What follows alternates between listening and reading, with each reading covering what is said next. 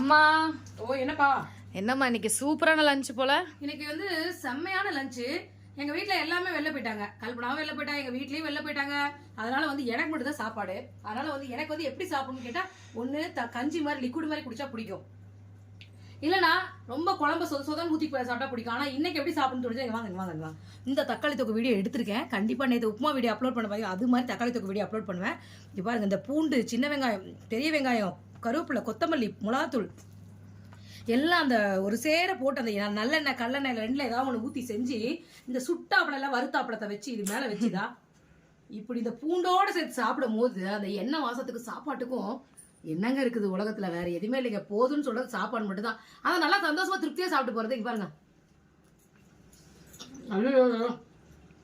என்னால tempting control பண்ணவே முடியல. நம்ம வீட்டுல இன்னைக்கு மதியம் லஞ்சு சூப்பரான தக்காளி தொக்கு, சுட சுட சாதம், கொஞ்சம் அப்பளம். உங்க வீட்டுல என்ன லஞ்ச் வேணும்ன்றது கமெண்ட்ல சொல்லுங்க.